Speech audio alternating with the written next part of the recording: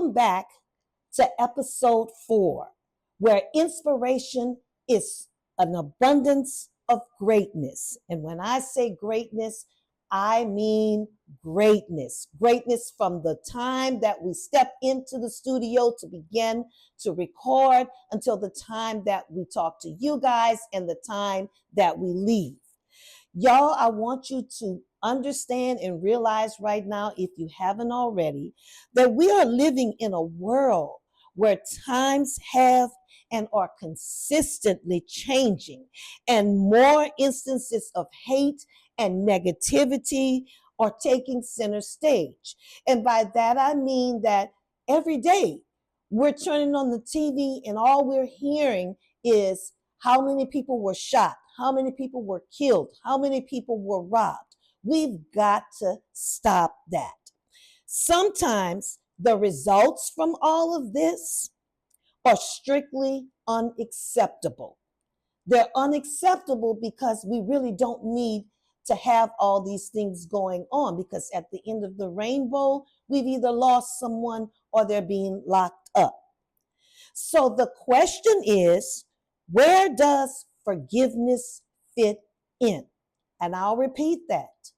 Where does forgiveness fit in? Hold on to your thoughts, and we'll be right back.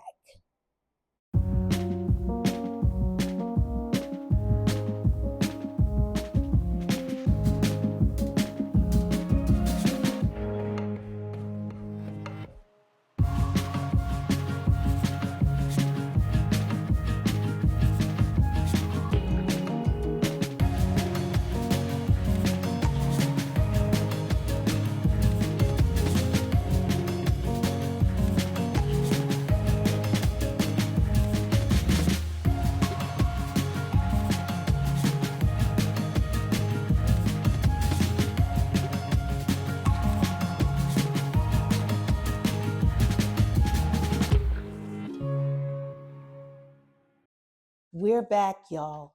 And before I get into our topic for today, I want us to take a moment of silence, and I want to send out condolences to the family of Nolan Wells. This again was a senseless killing.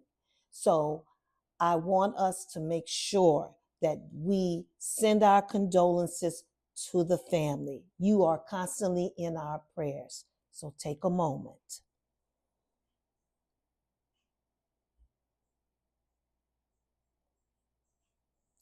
All right. Now we can go ahead and get into our topic of today. Now, from what I said to you before we went on break, I'm sure you remember now what our topic is going to be. And the topic that we're going to focus on tonight is forgiveness.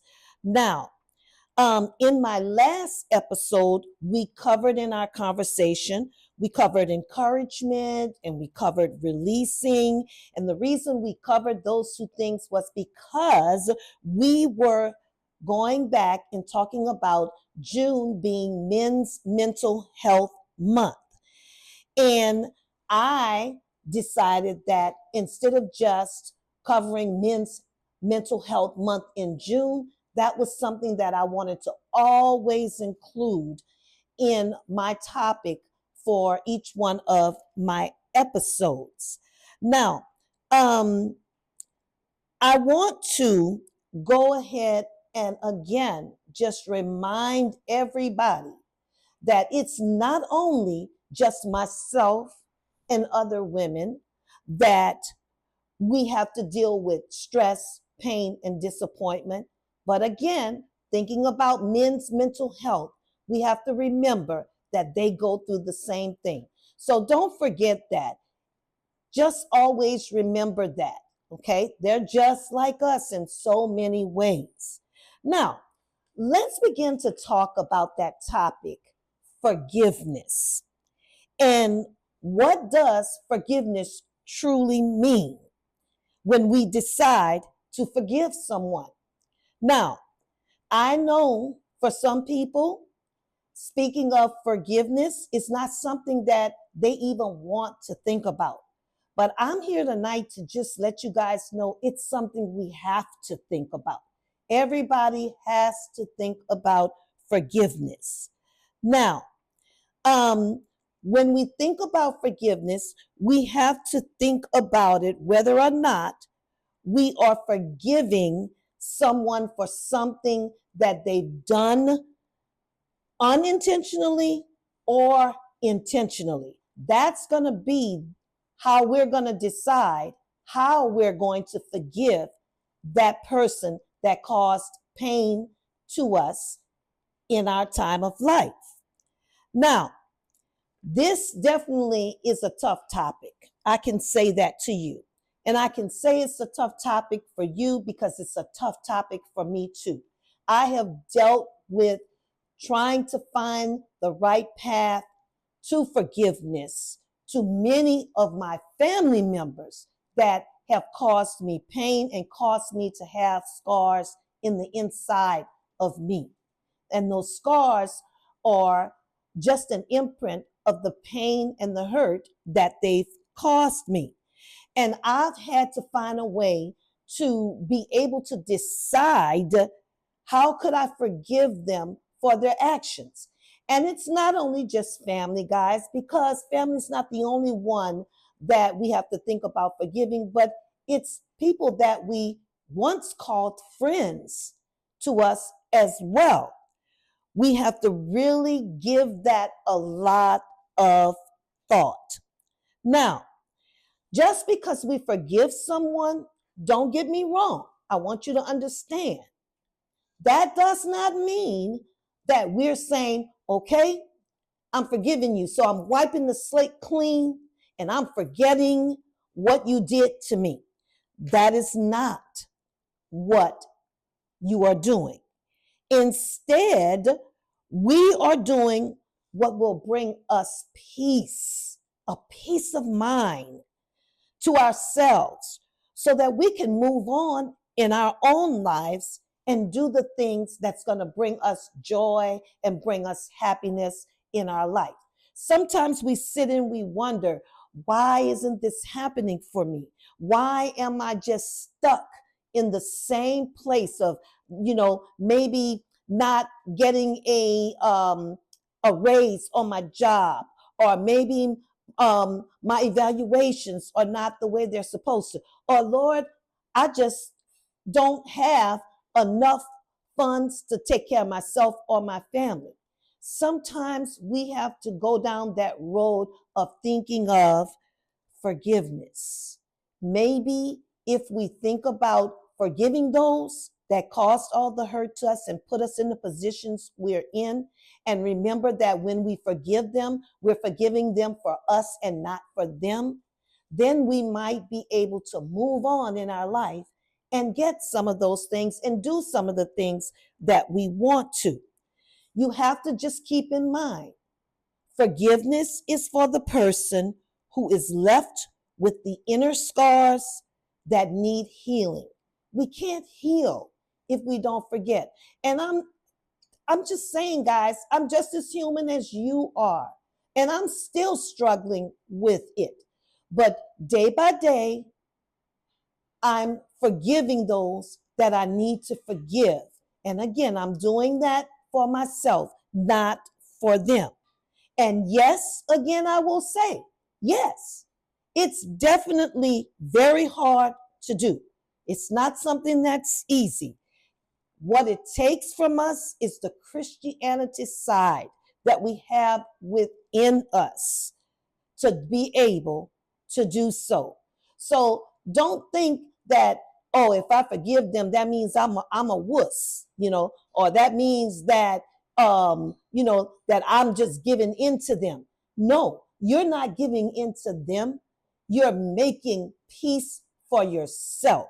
You're doing it for yourself, for the betterment of you, so that you can heal with inside of yourself. So here's what I would like for us. And notice I said for us, because the same medicine I'm giving to you, I'm giving it to myself as well. This is helping me as well as it would help you.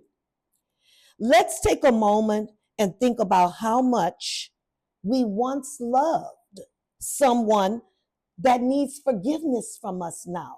That means think about how you used to love the person that said something terrible to you, or they betrayed you, or they hurt you in some kind of way.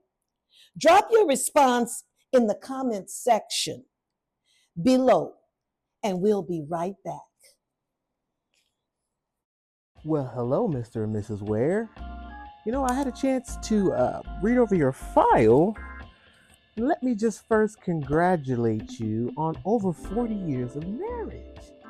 That is amazing, beautiful. I'd like to introduce myself and let you know who I am. I'm Dr. Ty. I am a licensed and clinical psychologist, but I'm also a couples therapist. And I'm here today because I just want to have a conversation with you. I think a lot of times in this field, we think that therapy or couples therapy means that there's an issue. Reading over your file, I don't see any issues. So let's just talk. Let's just have a conversation. So, tell me, how do you keep a marriage healthy? Well, when you're speaking to a couple that has been married for 49 years, into the effect of how do we keep our marriage healthy? Well, one of the ways is I can tell you this. Yeah, yes, definitely it is. I can just tell you guys, yes, we made it this far. Yes. We laugh, y'all. We laugh every night before we go to bed, which I'll definitely make y'all laugh now. We don't have a bedtime, okay? Nope. We just don't. So we go to bed whenever we feel like it, and we get up whenever we feel like it. And so sometimes we're pushing 3 o'clock in the morning, right? Yeah.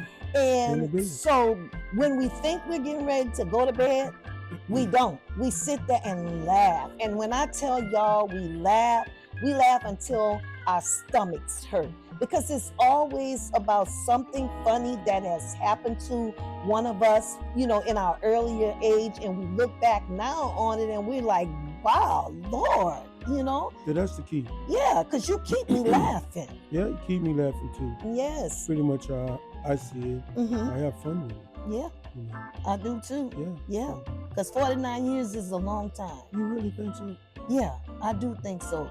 Nobody stays with somebody that long and not be in love with them. You stayed with me a long time. Yes, I know. See, y'all, that's what I got to deal with. That's interesting. That's very interesting. I love the laughter. I love that. You got to keep it semi-serious, but you also got to have some fun. And it seems like you two have so much fun. I'm so happy to hear that. It's very, very interesting. Do you all make time to be apart? And before you answer, let me make sure you understand what I mean. I don't mean, till death do us part. No. I mean, do you guys, Deborah, do you go away sometimes on your own? John, do you go do your own thing? How do you all handle that? What happens when it comes to things like that? No, we really don't, because we're always together. Right, we're like a frick and a frat. You know what I mean? Don't know about the frick or the frat. Me, you see me. John and Debbie. When you see you see me. That's not a bad thing. That's a good thing. That means that we love each other enough that we can stand each other's company. We go out to eat together. Y'all, we sit after we eat for about 30 minutes or more, just carrying a conversation. And the conversation is a healthy conversation that's held away from the house.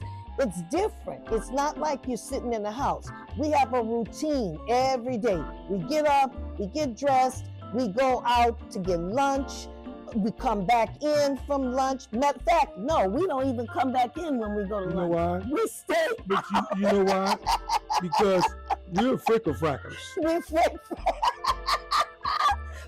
and frack, y'all. We make each other, like I said, we make each other laugh. That's what we do. You guys are something else. And to that effect, I'll say this. As long as you all have been married, I think you said 49 years. Great. Being married for 49 years, it is okay. It's okay to have some time apart.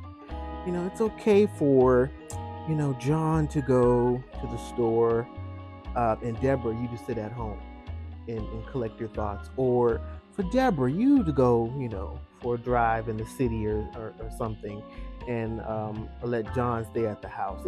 It's okay. I know that sometimes being apart, since you've been together for so long, can kind of, put some friction, make you a little nervous, maybe make you a little scared. But I can see that after 49 years, it doesn't look like you two are going anywhere but straight to greatness. So I would encourage that. If you do me a favor, just a little bit of homework, sometimes later on this week, try that. Try that. Try allowing each other more than John sitting in the car while you are in the store and stuff like that. Try a little bit further distance and see. I guarantee you it'll be a wonderful, wonderful thing. Um, Now, I'm going to ask this last question, and let me tell you first off with this question. I ask all of my patients and my clients this question, and I get a lot of different answers. And I am very interested, in the answer to this question. And of course, be honest, as truthful as you possibly can, in answering this question. And forgive me if it's a little blunt, but of course, the question is sex alive in a marriage over 49 years? Are you all still intimate after 49 years? Um, I believe that intimacy and, relations in that matter only make, you know, living together and marriage together even more beautiful. So let's talk about it. I'm so glad that you asked that question because now it gives me a chance to address all those folks that believe that after 49 years, there is no intimacy. Let me just tell you, I have the most active husband that there is. Yes, sex does take place a lot of times. I love to talk about it. And I love sex too, just like anyone else would, as well. In a marriage, no matter what, you know, whether you have sex in the marriage or whether you don't, intimacy still lies within there. It lies within there through the understanding that you have with one another, the touchy-feely moments you have with each other. They all make full circle and comes back around and gives you such a beautiful love scene. That's all I can say. What do you say about it? It be on and popping. Tell the people the right stuff. Don't say on and pop. They might not know what you're talking A lot of them about. out there can tell on and popping mean they be getting it on. We be getting it on and popping. Point blank period. Yes. And we like that. We love the touchy feeling moments and everything. Oh, shit, don't do that on camera. All right, guys. I just want to let you know that being in a marriage for as long as I have been in it, which is 49 years, it's not always a bed of roses. With that marriage, trust and understanding are two of the main things that you have to have in there. You have to keep your marriage with that spark that's going to keep you and your significant other that you're with happy. So as you guys know, or if you don't know, I'm reminding you that I'm writing book number 3 now. And book number 3 is coming from the 49 years of marriage that I have experienced. It's going to be a love and relationship book. I haven't come up with a title yet. The title is going to come when I get to the point of getting everything written down. Yeah. You're going to hear some nice, sexy things in that book. So just before I get ready to go, I just want to give you a little teeny bit of the beginning of this book. Love is like a flower, which it is, that blooms over time. As that flower blooms, you are able to see how well it was cared for. We're back, and my throat is getting kind of dry, so I know we're getting close to the end. I hope that you all had a chance to think about how much we and I say we again because I'm included in it. We once loved the people or the person that we need to forgive. I have several family members that I once loved. I still love them, but because my love was once so strong for them, I was able to forgive them. I'm still working very, very hard at it. I'm not forgetting what was done, but I am saying, I forgive you. I forgive you because you didn't really know what you were doing. You just did it. And someone that just does things like that, it shows that they have no conscience at all. So I thought about how easy it is for someone to cause hurt and to cause pain to the ones that cared so much for them. And this was because of the lack of love that they had for themselves. Remember, I've said this before. You've got to love yourself. And I mean, really love yourself, not second guessing yourself, but you really have to love yourself in order to love someone else and to forgive them. Because remember, loving yourself also means you're wanting that peace that you will get and that healing that you will get by forgiving those that made you feel some type of way. You see, you have to love you first. And I'm repeating that so much because a lot of us don't do that in order to love others. So we forgive what we can't forget. I'll say that again. We forgive what we can't forget. During that forgiving process, what happens is we discover other things, better things. And some of those things that we discover, I'm going to name them to you. It's only 3. We discover how to move on. We make peace with painful, and I do mean painful memories. And finally, we create a life for ourselves that's beautiful again. Because you got to remember, before the forgiveness, before the pain, life was beautiful for you. You felt beautiful. So you want to go back again and create a life that's beautiful again by loving them from afar. So, in closing, to close out tonight's show, I want to leave you with this. Forgiveness lived out can be one of the toughest things we do in our lifetime. When you forgive, your heart, okay? Remember that. Your heart will be healed and you no longer will have to fight for forgiveness anymore.